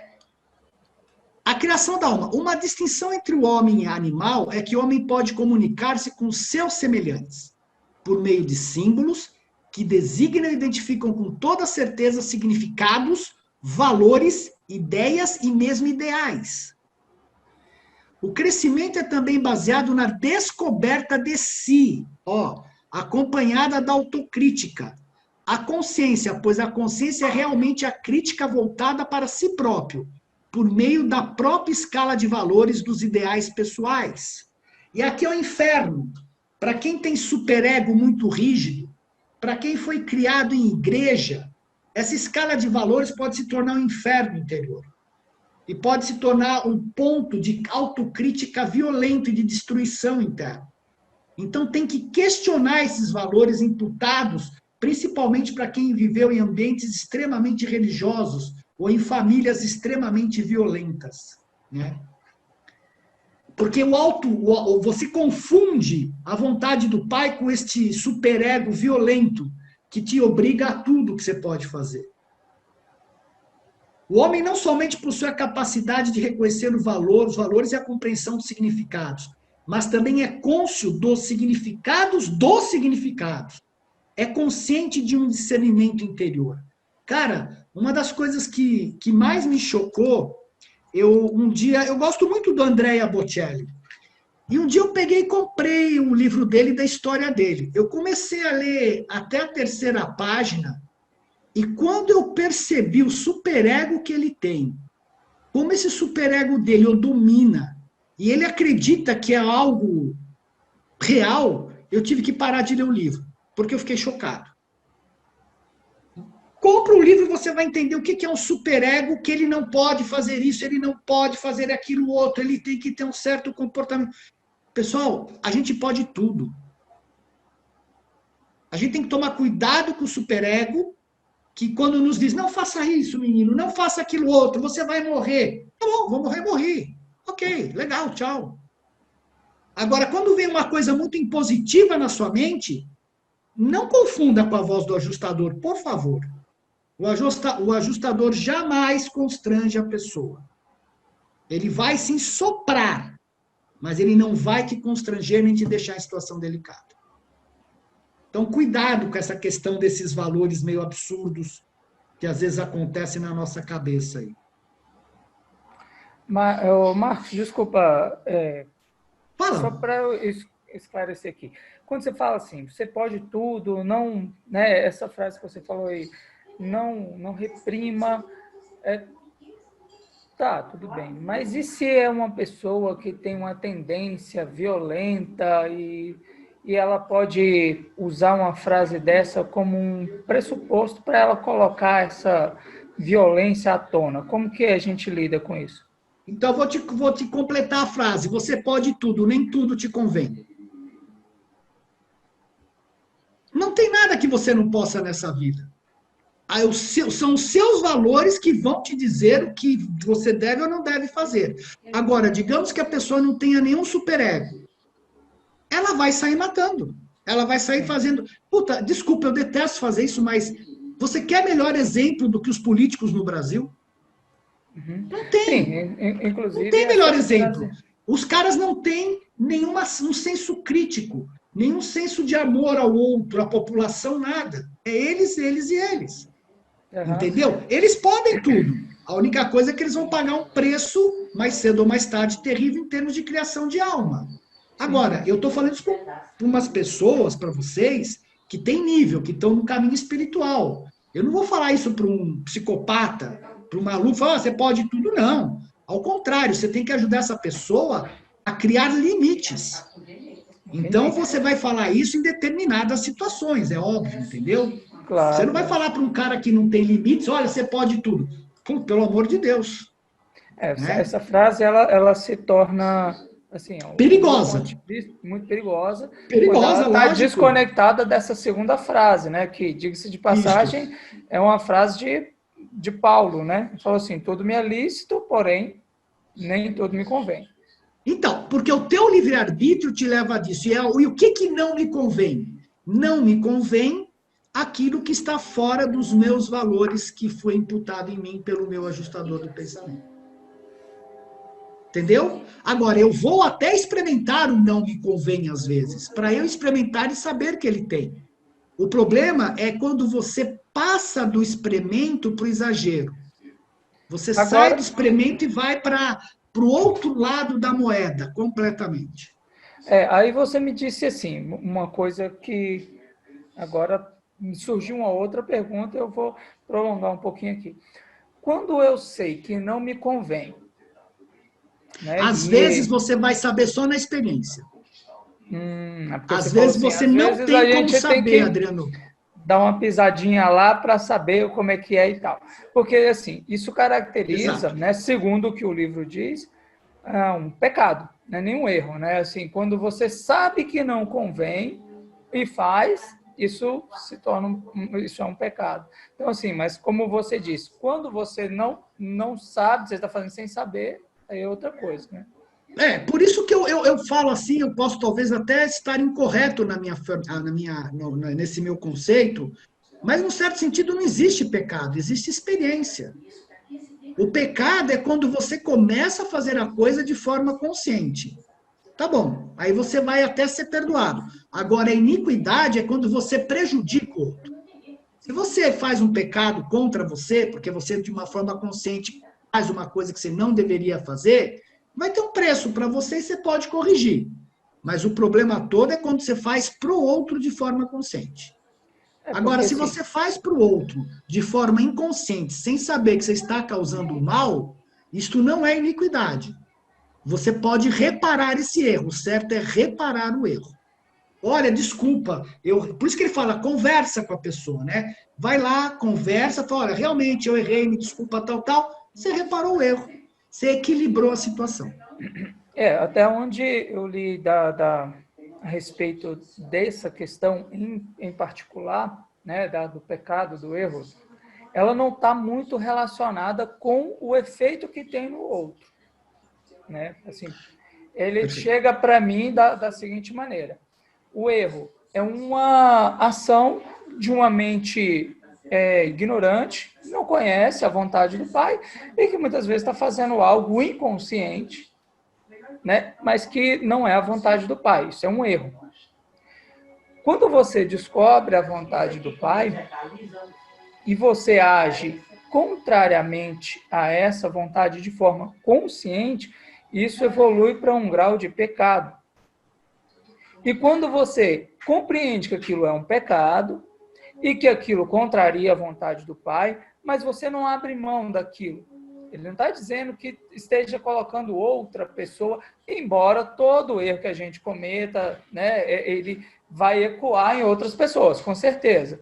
Mas ele não está falando diretamente, você tem que fazer algo contra a personalidade daquela pessoa. Ele está falando, olha, se você está agindo de forma consciente, né, voluntária e persistente, né, você escolheu aquela forma de conduta, e isso se torna uma iniquidade. Perfeito. Perfeito. Acho que está correto, principalmente se prejudica outras pessoas. Porque se fizer só para você, se prejudicar só você, a consequência é sua. Às vezes você pode, por exemplo, Vou dar um exemplo simples. Você sabe que fumar pode te causar isso, porque você tem histórico de família. Você lá fuma, você não prejudica ninguém, mas você está prejudicando a você mesmo. Entendeu? Você não está prejudicando ninguém, mas você está sabendo que aquilo pode ter consequência. Você foi no médico, o médico falou, olha, se você fumar, vai acontecer isso. Por alguma razão, você decide ficar no fumo. Você está se matando porque você quer. Ponto. Não tem nada de errado. É uma decisão sua que vai ter uma consequência. Mas isso não configura iniquidade? Não. Se você está fazendo algo errado conscientemente, você sabe que é errado, você faz? Você vai pagar um preço. Eu não sei se é iniquidade. Para mim, iniquidade é quando você faz de forma consciente. Por que... Deixa eu explicar uma coisa importante. Por que eu procuro, sempre que eu posso, tirar um pouco esse peso do pecado? Porque a gente passa o dia inteiro achando que tudo é pecado, que o pai está falando com a gente e a gente está pecando. Não é assim.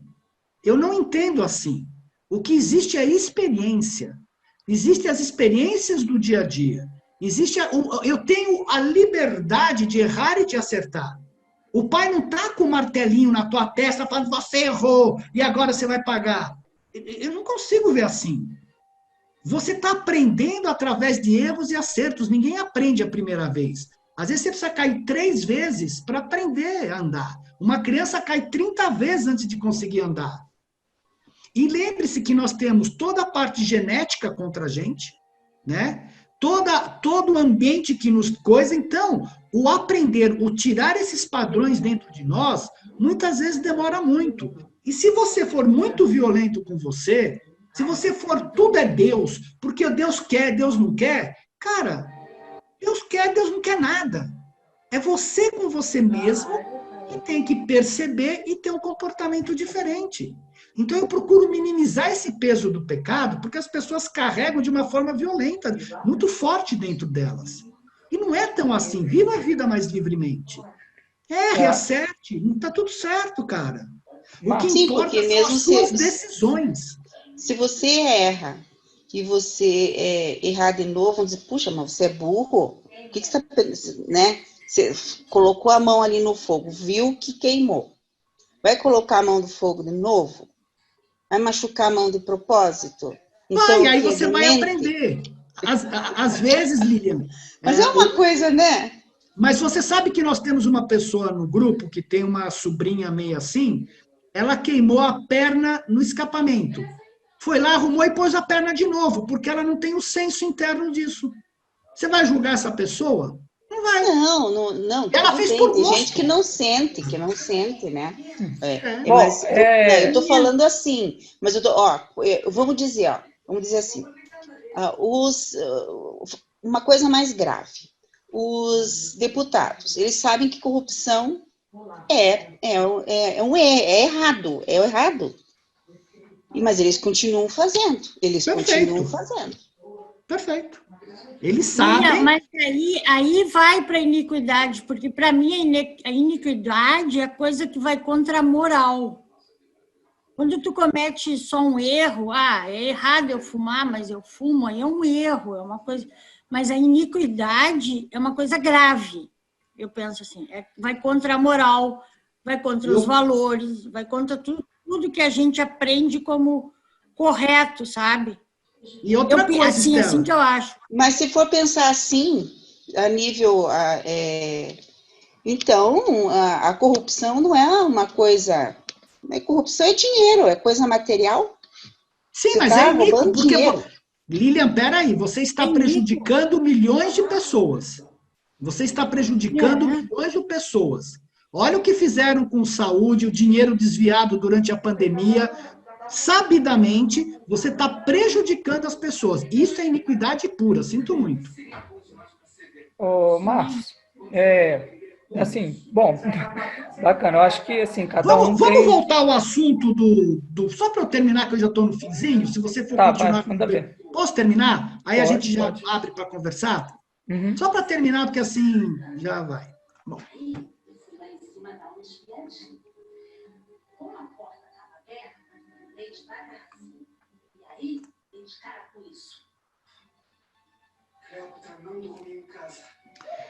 Bom, a criação da alma. A alma do homem é uma aquisição experiencial. Quem está com o microfone ligado com o rádio, hein? Desculpa. À medida que uma criatura mortal escolhe cumprir a vontade do Pai nos céus, assim o espírito que reside no homem torna-se o pai de uma nova realidade na experiência humana. A mente mortal é a mãe, a mente mortal e material é a mãe dessa realidade emergente.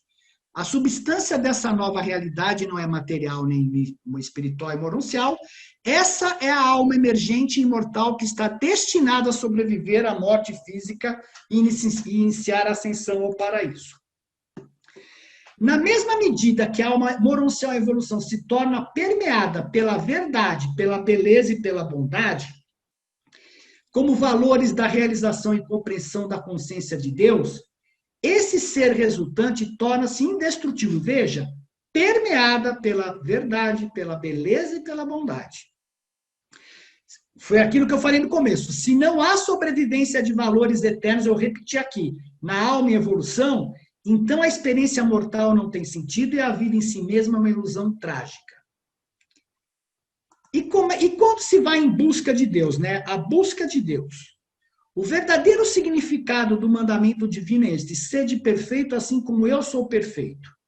É o que impulsiona constantemente o homem mortal a ir adiante e o atrai para o interior de si próprio, na sua labuta longa e fascinante para alcançar níveis cada vez mais elevados de valores espirituais e de significados verdadeiros do universo.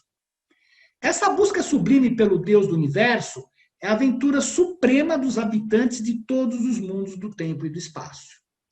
E como a gente viu no começo, a fé de Jesus visualizou todos os valores do Espírito como sendo encontrados nos reinos de Deus, que é o que? A verdade, a beleza e a bondade. Por isso que ele fala, buscai primeiro o reino do céu, buscai a verdade, a beleza e a bondade. E como se manifesta na matéria os valores subitamente? Quando as condições físicas estão amadurecidas, as evoluções mentais súbitas podem acontecer. Quando o status da mente é propício, transformações espirituais súbitas podem ocorrer. Quando os valores espirituais recebem o reconhecimento adequado, então os significados cósmicos tornam-se discerníveis e a personalidade fica cada vez mais liberada dos obstáculos do tempo e redimida das limitações do espaço. Que significa que quanto mais você cumpre a vontade do Pai, mais liberdade você tem. E para vocês verem como nós temos tantos valores já no mundo material, o próprio livro de Urântia fala que ele se baseou em mais de 1000 conceitos humanos que representam o mais alto e o mais avançado conhecimento planetário de valores espirituais e significados universais. Está aqui, tem um documento, tem uma pessoa, esse Matthew Bloch, ele vai atrás dos livros anteriores à vinda da revelação, pegar da onde foram extraídos alguns conceitos. O próprio livro fala, nós selecionamos, com base desses documentos, mais de 1000 conceitos humanos que representam o mais alto e o mais avançado conhecimento planetário. Quer dizer, isso já está no nosso planeta. É só uma questão de implementar. E aqui tem uma coisa muito legal, quando você vê Deus e a realidade dos valores, porque ele fala assim, que mais cedo ou mais tarde, Deus está destinado a ser compreendido como sendo a realidade dos valores, a essência dos significados e a vida da verdade. Quando você olha a rebelião de Lúcifer, que ele nega a Deus, você acaba com tudo isso daqui. Você acaba com os valores. Você acaba com a essência dos significados e a vida da verdade.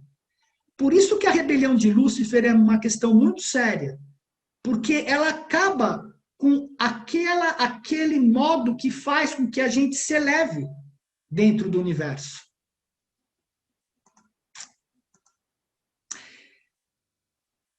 Na vida física, os sentidos dizem sobre a existência das coisas. A mente descobre a realidade das significações. Veja, o sentido, a existência, né? Eu vejo tudo ao meu redor. A mente descobre o significado, mas a experiência espiritual revela ao indivíduo os verdadeiros valores da vida. A mente conhece a quantidade, a realidade e os significados. Contudo, a qualidade, os valores é sentida. Quem sente é a criação mútua da mente que conhece e do espírito solidário, a alma. Por isso que eu falo que o sentimento, não a emoção, é tão importante quanto a mente. Quem sente os valores é a nossa alma, ela é o corpo sensível. Se a mente pensa alto e a alma não acompanha, não adianta nada esses pensamentos. Porque quem sente é a alma, esta é a dobradinha. Só que a alma também está na mente, né? Quem sente é a própria mente. Então é importante não se excluir os nossos sentimentos de nós próprios. E sumarizando, o que a gente falou aqui? Aqui nós temos os valores divinos no paraíso, nós temos o ser humano e o mundo. Quem sente os valores é a alma. A mente descobre esses valores, dá um significado a esses valores. Quando ela significa esses valores, ela vai decidir no mundo material. Ó, os valores são sentidos e são significados pela mente que descobre. E ela vai fazer o quê? Praticar. E ela vai praticar de acordo com os valores sociais, que é a busca dos valores morais, intelectuais, que é a busca do conhecimento, espirituais, que é a busca dos valores espirituais, e do discernimento cósmico, que é a busca dos valores da personalidade. Quando a mente pratica, o que acontece? Você toma uma decisão consciente com base nesses valores. Entra o ajustador do pensamento e faz o quê? Cria alma. Esse é o processo.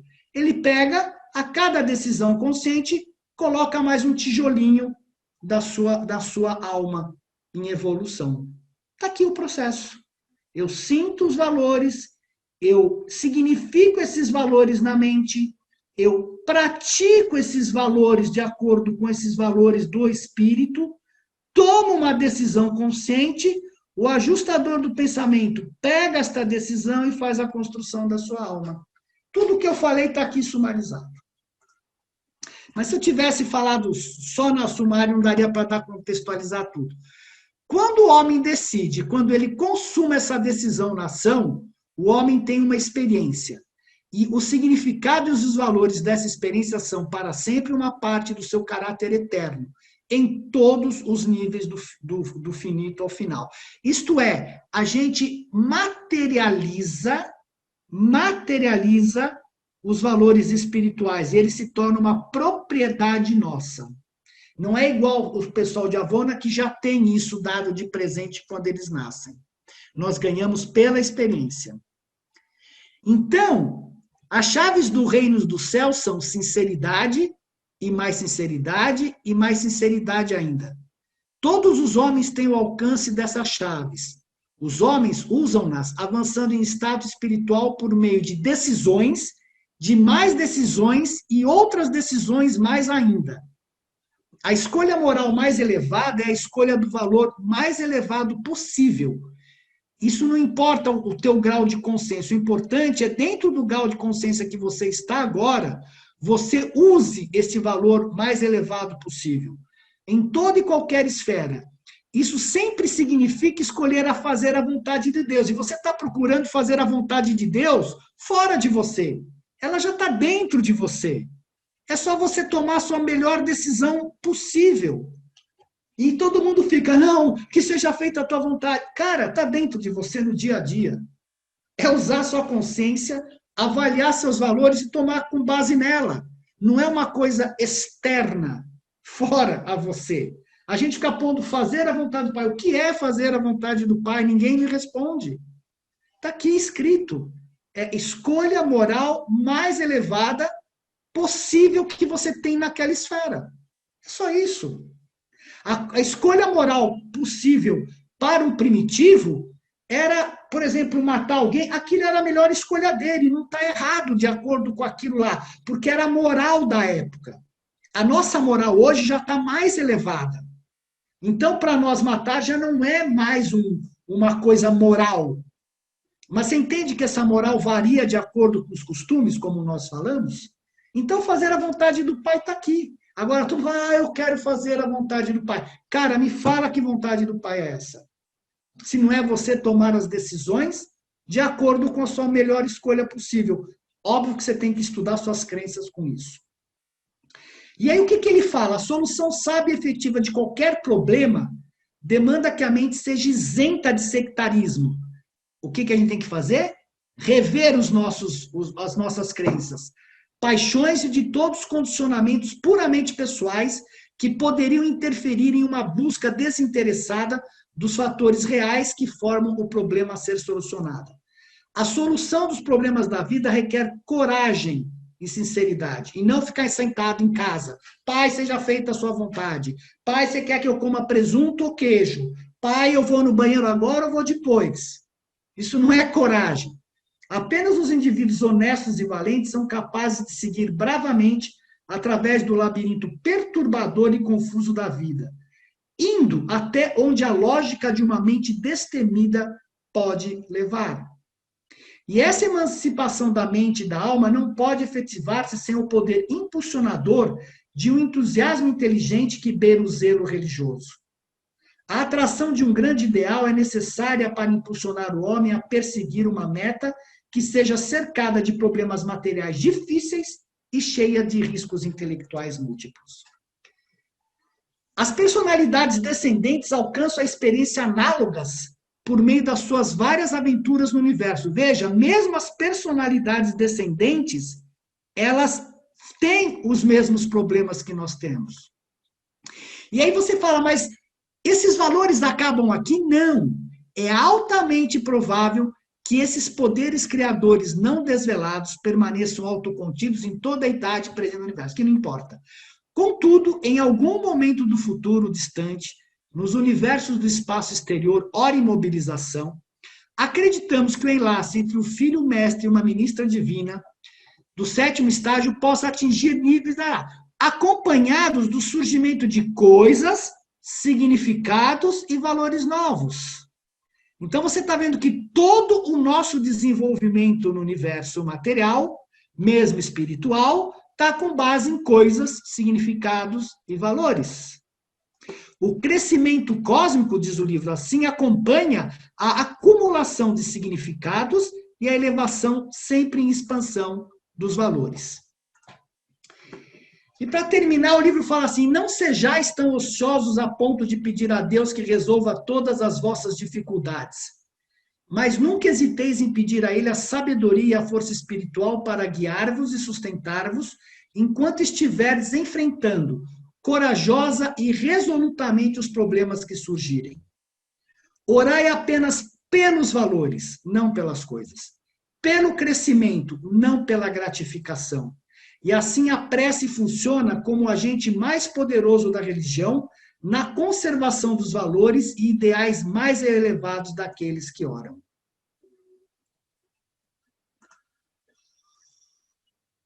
E só, obrigado, acabou. E eu só quero mostrar uma foto para vocês de uma coisa extremamente curiosa que eu já mostrei, mas é os valores no mundo atual. A gente fala do Brasil, mas os valores de corrupção no mundo estão aqui, pessoal. Está aqui. Tudo que é vermelho significa corrupção no mundo. Tudo que é amarelo, né, que beira mais o amarelo, é menos o nível de corrupção. Veja os níveis de valores que nós estamos no mundo que a gente vive hoje. Acabou.